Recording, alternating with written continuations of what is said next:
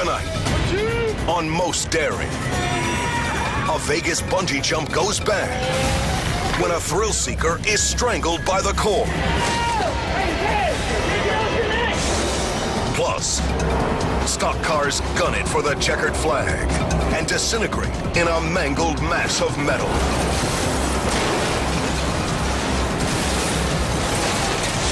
But first, stand by, I got a core fire. An officer braves searing flames to save a teenage driver trapped inside a ticking time bomb. Then, a vicious bull takes a cowboy on a hell ride. And later, a kiteboarder's reckless stunt is a terrifying flop. You are about to witness the most heart-stopping moments ever caught on tape. True stories of extreme danger and those who risk their lives to save another. This is Most Daring. Jacksonville, Florida. You have 15. Red, Explorer, multiple signal line. Officer Folan Christmas tries to stop a suspected drunk driver.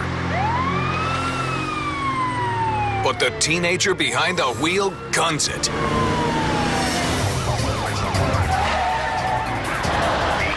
You're gonna go west of San Pablo, correction, north of San Pablo, like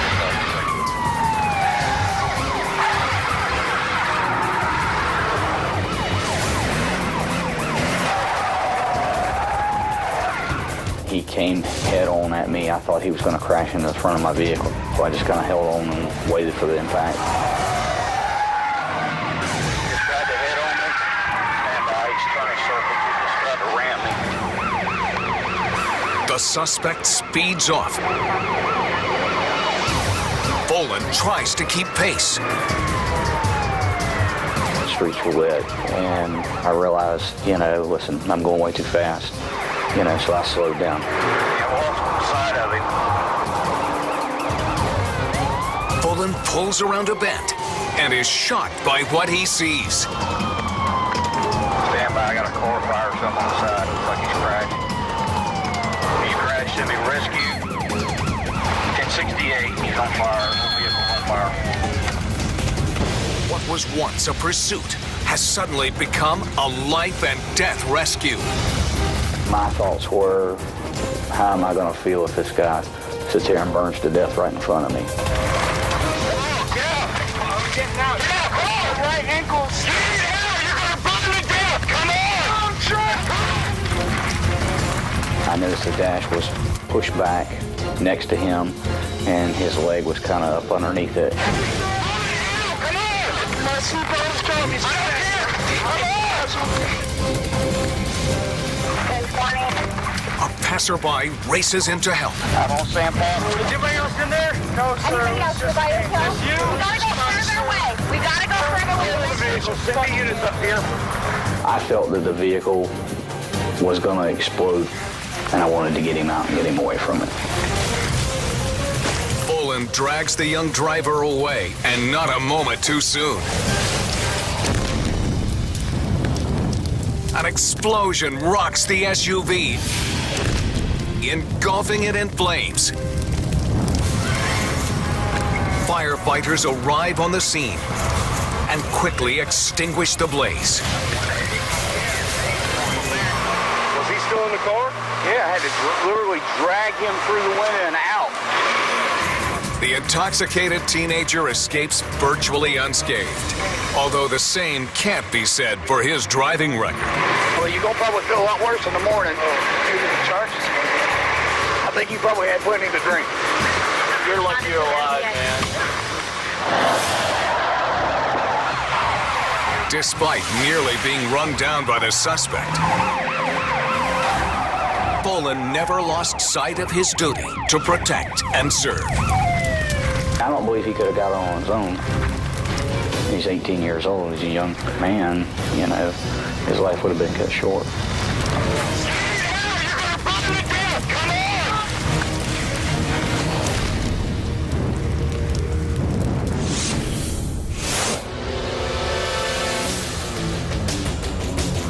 Vegas, Nevada. Malu Brace is about to get the thrill of a lifetime. There you go.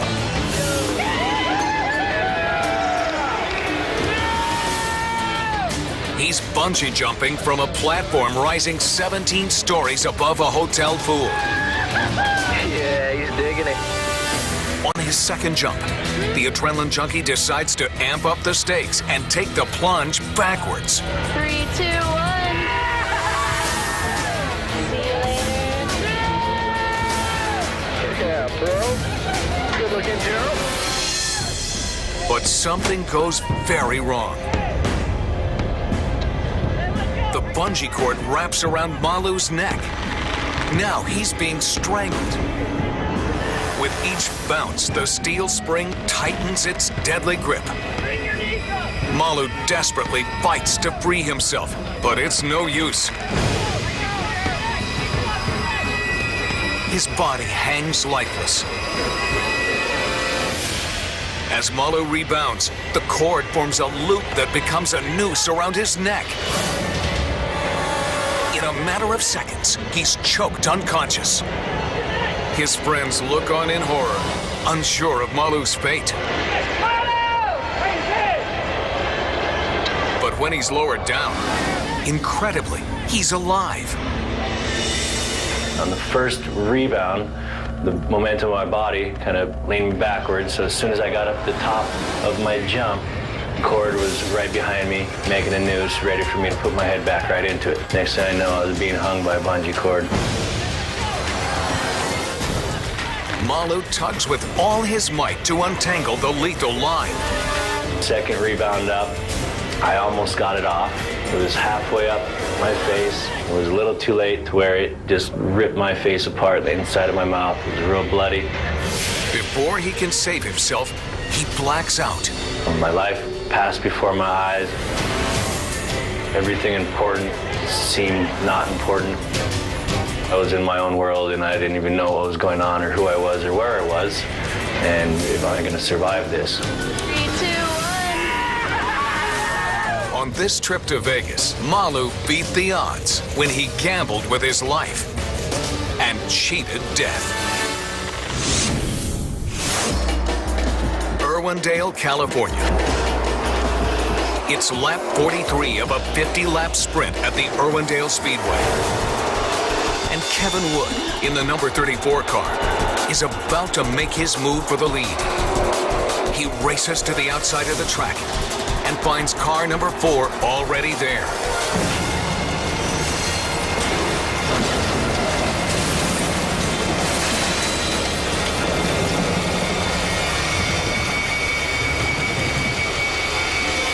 The two cars collide at over 90 miles an hour, slamming into a protruding exit wall that flips them both over.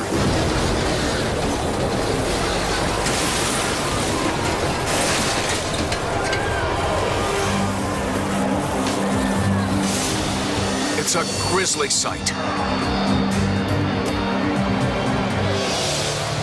Officials halt the race while the stunned crowd waits in silence. A minute later, a sign of hope.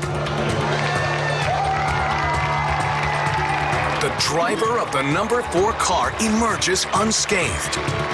But Kevin Wood is still pinned inside his crumpled racer. Emergency workers scramble to free him from the twisted debris. Then, a miracle. Wood escapes from the wreckage without a scratch. He waves to the crowd to let them know he's okay. It's an amazing end to a brutal accident. And Wood is as stunned as anyone that he survived. When I rewatch the footage, I think to myself, you know, I was very fortunate to have been able to walk away from that wreck. When we got down to about the last 7 laps, I knew that I had to make a move. Right as I started to come back up into the high groove, my spotter came over the radio and he said, he's coming back, he's coming back. When it hit, I mean, it hit hard.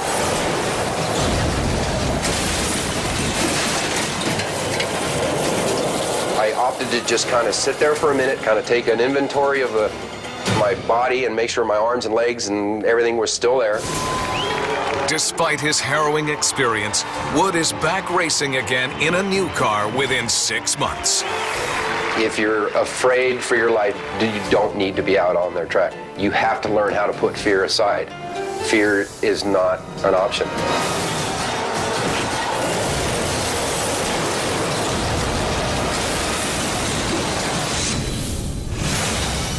Coming up, a young diver goes for the goal, but cracks his skull on the board. Plus, a raging bull whips a cowboy in a deadly cyclone of fury. Then, killer surf tosses a man off his wave runner and traps him inside a treacherous sea cave. When Most Daring returns. I think we're... Indianapolis, Indiana. The prestigious U.S. Open Diving Championship. 15-year-old Greg Ferrucci is one of the youngest competitors. According to his coach, Ted Hawthorne, he's also one of the best. He's competing in the top 10 of all the divers in the country. Some of the people you're going to see at the Olympics, he had to knock out to get into this meet. Correct. Reverse 2.5 somersaults tuck to 8. He's attempting his final dive in the 3-meter springboard competition. The pressure is palpable. If he wants to make the team, Greg has to nail this dive. He nails the board instead. Greg's head cracks the diving board with a sickening thud. You could feel almost the concussion from it. You could just feel it in your bones. The place went dead silent. Everybody freaked out. I mean, people just knew it was going to be bad. The diver drops like a rock and sinks to the bottom. The thing went through my mind was just get to him in the water. Immediately, Ted dives into the pool. But when the coach pulls him to the surface, Greg convulses uncontrollably. His eyes were rolled back and he was making a pretty strange noise. It was very frightening. The seizure stops. But the worst is far from over. He's not moving at all. Not breathing and not moving. Just, God, please don't let this kid die. Paramedics whisk Greg to the hospital, where he makes a full recovery. I don't remember hitting the board at all. The last thing I remember, just standing on the board. Greg Ferrucci was going for broke. Fortunately, this disastrous dive didn't end his promising career. Or his life. I'll always be grateful for Ted.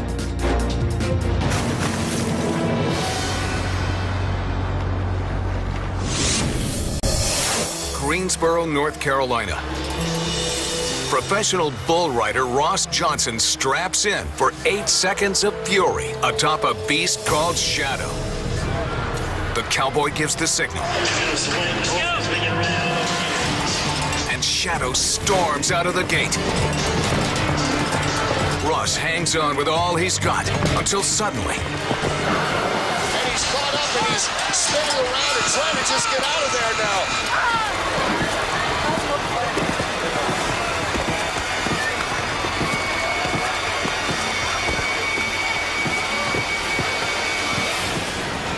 The bull's furious spin throws Ross off its back.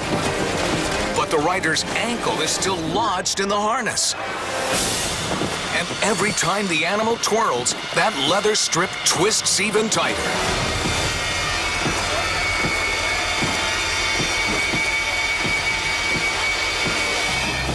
Bullfighter Rob Smets leaps in to try and save Ross.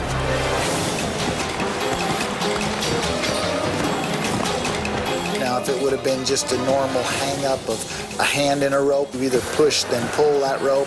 This is something that's out of the ordinary. The only thing that you know is you don't quit till you get him loose. Rob grabs Shadow by its tail, pulling with all his might. When you get a hold of a bull by the tail, that bull's going to pop his head up because he wants to see what has a hold of him. So maybe he's not paying as much attention to Ross on the ground. But the bucking bull continues to pound the defenseless rider. We talk about total helplessness.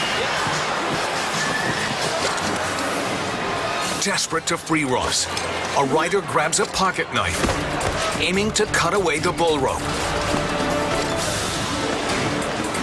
With all of that action that's going on, somebody hits him wrong, there's no telling where you go with that knife. Undaunted, the fearless rider slashes away at the tangled leather straps. It works. A battered and beaten Ross Johnson crawls from the melee. Looks like he might be okay. Remarkably, he escaped the brutal ride without any serious injuries. It was just a madhouse, things just flipping and flopping, and all I knew is I was wanting to get the hell out of there. My spur hung in my bull rope, and every time he would go around me, it just kept twisting and kept twisting, and there was no getting out of it. Bull riding is usually an individual sport. In this case, teamwork saved the day and a rider's life. For as bad as it looked, we came out of it smelling like a rose. I love these guys for putting their life out on the line, and maybe one day I'll have to do that for them. And he's caught up and he's spinning around and trying to just get out of there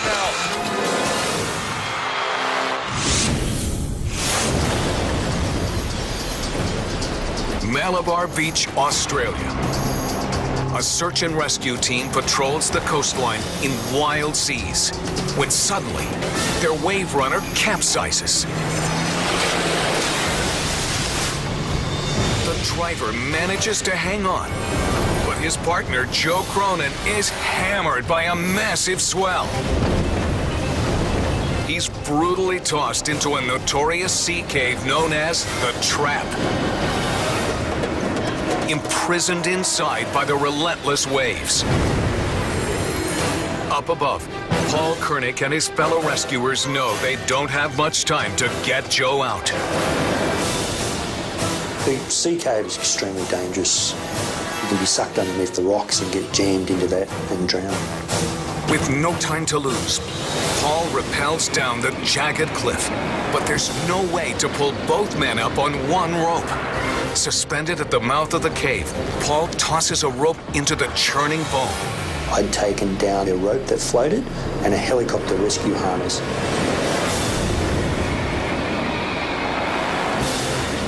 Threw that line into the wave and let that washed into the back of the cave.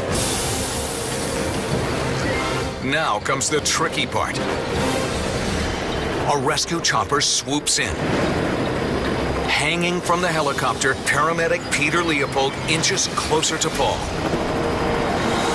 I unclip the line and I pass that line to Peter. He attaches that into the winch cable hook. Joe is now attached to the helicopter. But before they can lift him to safety, he will have to time his jump just right to avoid being slammed into the cliff wall. He goes for it. Paul gives the signal and releases the line.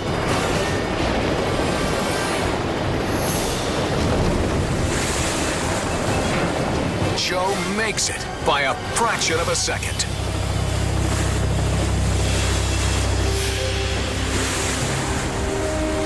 A large, very large wave came in and just missed him. But as he comes past me, he's got a grin from ear to ear and the teeth are just shining and he gives me a big thumbs up. Safely beyond the break, Joe is dropped back into the water and reunited with his rescue partner.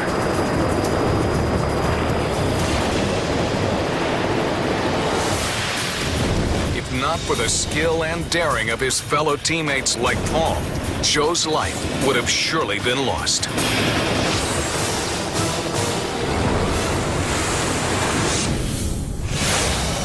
Up next, an intoxicated man holds his helpless child on top of a radio tower. Can a good Samaritan reach the boy before he falls? Plus, a thrilling air show turns to terror when a fighter jet plummets from the sky. Then, a motorboat careens over a dam, and the life of a tiny infant hangs in the balance. That's straight ahead on Most Daring.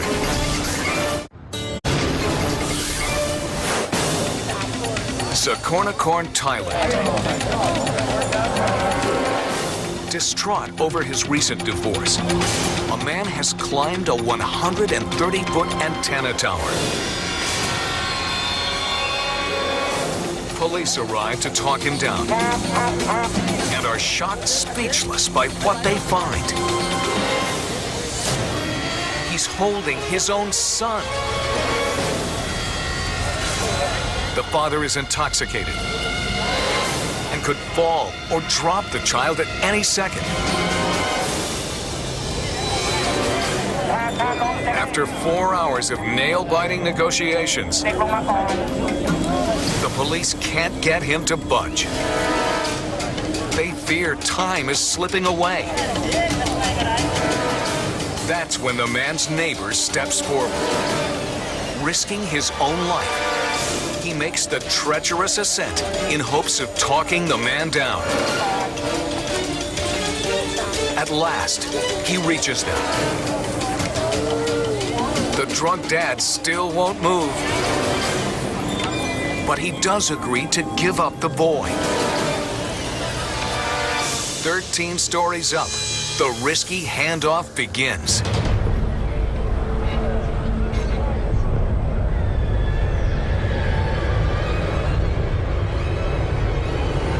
He's got him. The neighbor fastens a safety belt around the petrified child and starts the perilous descent. At this height, there is no margin for error. Finally, the heroic volunteer and the boy step down to safety, to the relief of a grateful crowd. Later that afternoon, the father relents and descends. He's quickly arrested for child endangerment. Authorities were at their wits' end to solve this crisis. But thanks to the self-sacrifice of a noble neighbor, the high-stakes drama didn't end with a family tragedy.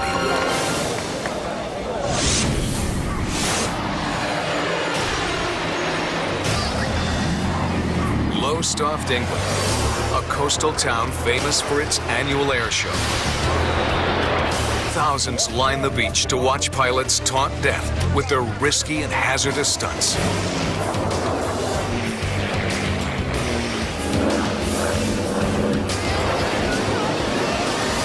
A fan favorite is the Royal Air Force Harrier. It may look like an ordinary jet, but it has some mind-boggling moves. It can hover like a helicopter. It even flies backward. And now, the pilot is about to deliver his big finish, a bow to his audience. But something's wrong.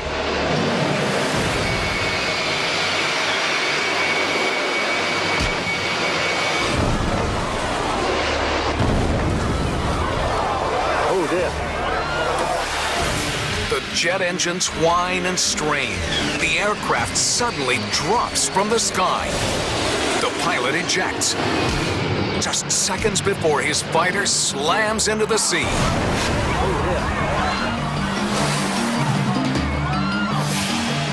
But there's even more trouble. Strong winds blow him back toward the crash. He's now being sucked under by the churning wake of the sinking jet. A naval rescue boat speeds to the scene. only sign of the pilot is his empty parachute. Then, a remarkable sight. He pops to the surface with a wave to the crowd. Yeah, he's all right. The pilot's okay. Crewmen pluck him from the water, battered but alive.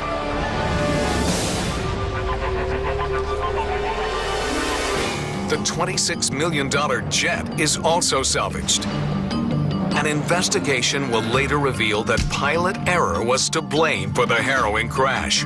But thanks to the quick response of rescuers, he didn't pay for this mistake with his life.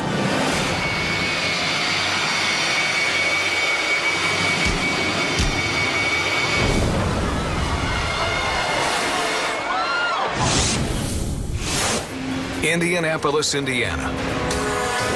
A motorboat has dropped over the edge of a dam. Two couples are on board, and they could be swept away at any moment.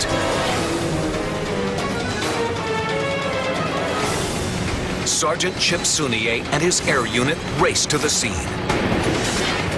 Even this veteran officer is taken aback by the extremely dangerous nature of the situation. When we actually saw the boat in the position that it was sitting, I thought, oh my goodness, this is going to be difficult. What is a rescue attempt going to do to the position of that boat? Even worse, one of the couples has a 9-month-old baby on board. The baby could not be lifted in the sling. I saw that the back of the life jacket had a handle on it. But I knew that I could not rely on that life jacket to hold the baby. I knew we were going to have to get close. Risking his own life, Sergeant Sunier steps onto the chopper's skids, the rotors spinning just a few feet above the boat. Once we got into position, I made a split-second life-and-death decision to say, we're here, let's just do this.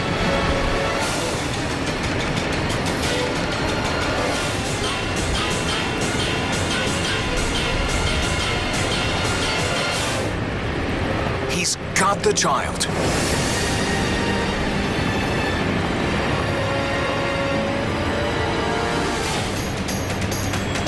With no time to waste, the infant's mother, Kim Metters, is harnessed to the chopper and carried off.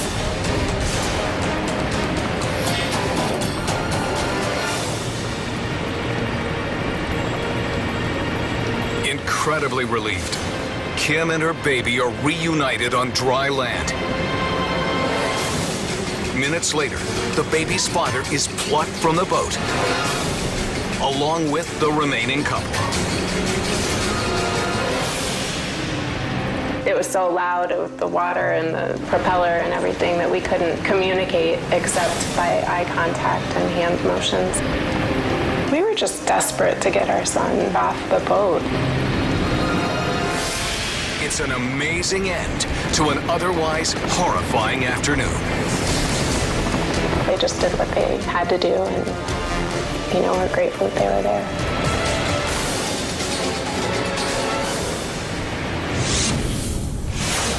Still to come, a kiteboarder hooks himself to a jet ski. And the results could be deadly. But first, it's terror in the Windy City when a scaffold slams into a skyscraper, raining down a hail of destruction. Oh my God. Plus, a woman is floating face down in the surf. Go, go, go! But lifeguards refuse to give in to death. Come on, come on! That's next on Most Daring. Come on, baby! Bondi Beach, Australia.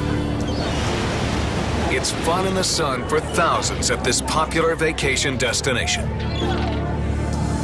But today, veteran lifeguard Tom Bunting spots trouble in the water.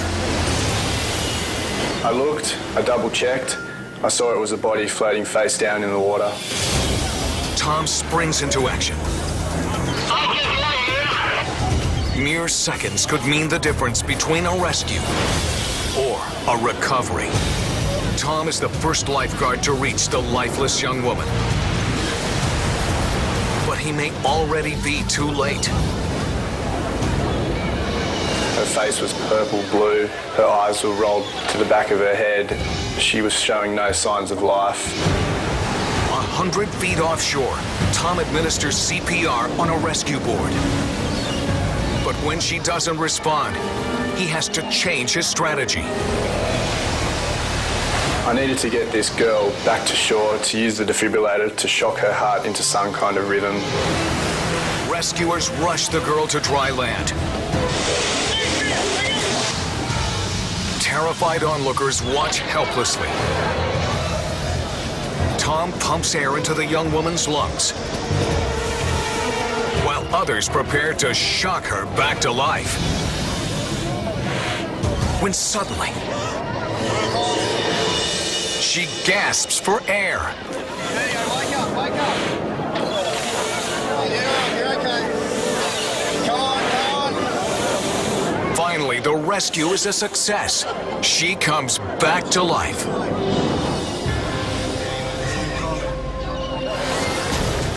Bondi Rescue lifeguards receive a round of applause. Having performed over 6,000 rescues, this would have to be the most memorable rescue I've ever done. I just wanted to see this person live. When a day at the beach turned deadly, it was rescuers' heroic efforts that saved a life. Chicago emergency. Yes, I'm looking at the Hancock Tower. There's a scaffold just broke apart and it's hanging by one string. How high is it? It's about 60 floors. Oh, it's blowing again. It looks like it's going to fall. Chicago, Illinois. Gale force winds slam a 5-ton scaffold into the John Hancock building. Pedestrians run for their lives as giant chunks of glass and steel rain down. Firefighter Mike Murphy is one of the first to arrive on the scene. And what we witnessed when we got there was basically the sky falling down around everything and anybody. But 2 cars can't escape the hailstorm of destruction. They're crushed by sheared off sections of the scaffold, and 4 people are trapped inside. Our first response was try to get these people out as fast as possible so that we didn't become part of the problem and be victims ourselves.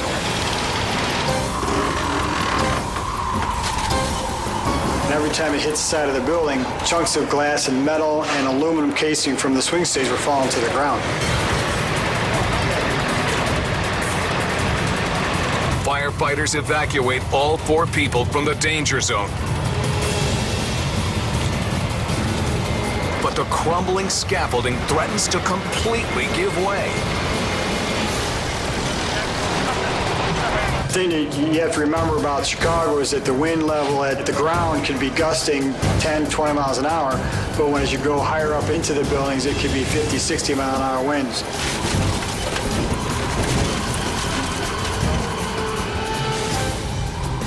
Battling the furious gusts, Mike and his colleagues managed to corral the out-of-control scaffold.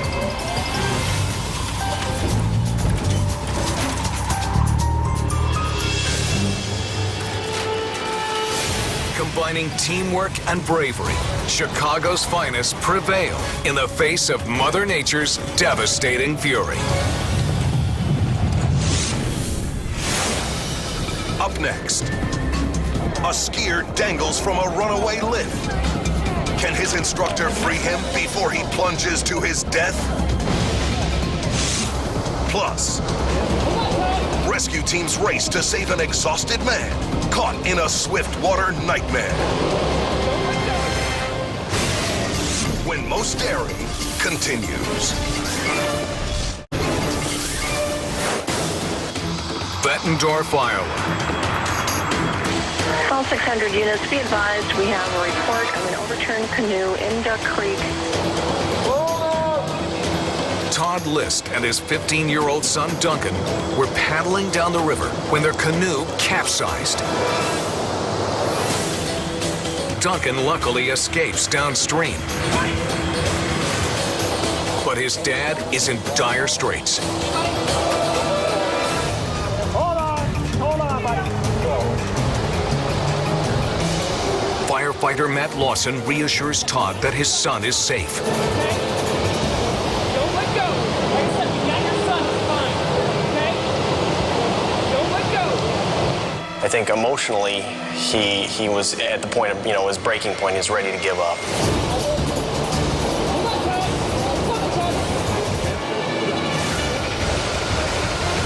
Knowing the killer current could sweep him away, Matt climbs down into the raging river wearing a flotation suit.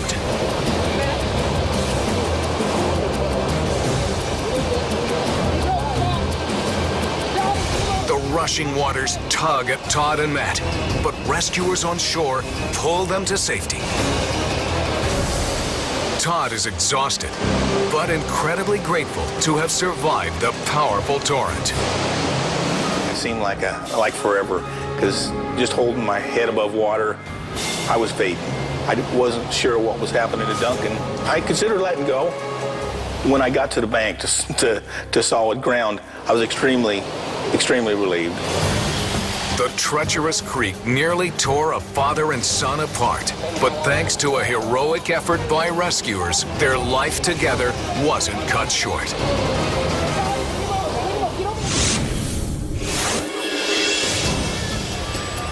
Bariloche, Argentina. This popular resort is also home to one of the largest ski schools in South America. While many are enjoying the thrill of soaring down the slope, one student is discovering the danger of going up the lift. 13-year-old Ignacio Ruiz hangs off the chair, his jacket caught on the safety bar. His instructor climbed the closest tower and shimmied down the suspension cable.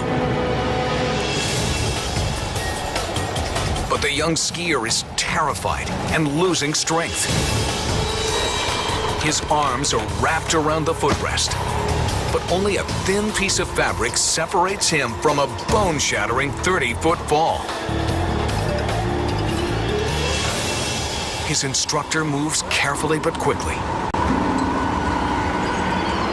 A harness is slipped around Ignacio's shoulders.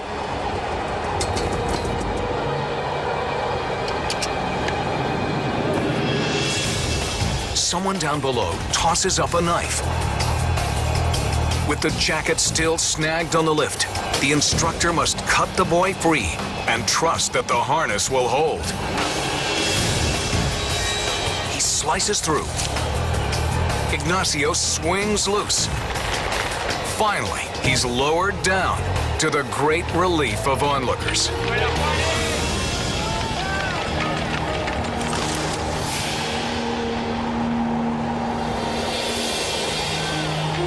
Ignacio can now get back to class, thanks to an instructor who aced this rescue with flying colors.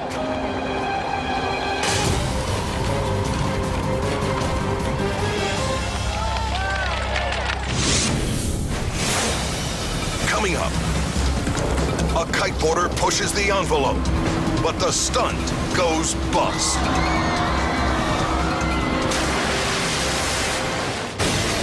That's next on Most Daring. I tried hard.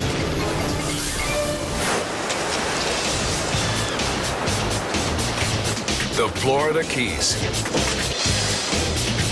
Kiteboarder Neil Hutchins is out for an afternoon of big air on the waves.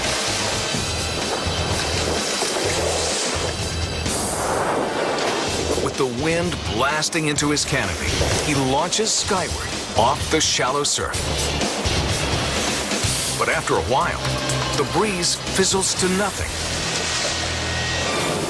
I'm chosen for a bit of wind, man. I need my fix. I need a bag. That's when Neil decides to create his own wind. He straps himself to the back of a friend's jet ski. Neil takes off, quickly soaring to 120 feet. But then...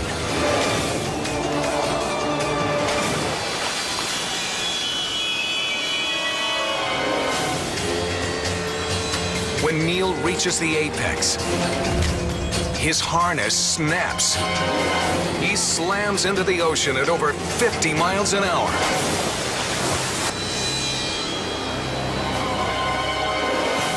The kiteboarder's friends find him bobbing in and out of consciousness. Worried he may have internal injuries, they slowly take him back to shore. It looks bad. But amazingly, he escapes with nothing more than a concussion. An outcome that surprises even Neil. It definitely could have been a lot worse. Anything over 90 feet, you stand about a 10% chance of living. I knew I was higher than 90 feet. Right when everything broke, just the one thought, what the hell have I done now? But despite his poor planning, he had luck on his side. There was one boat channel that runs through those shallows. Just by a complete fluke, I landed in the center of that channel and nowhere else. Otherwise, I would not be here talking with you today. Neil still loves ripping jumps on his kiteboard. But he'll never again go to such heights for an adrenaline rush.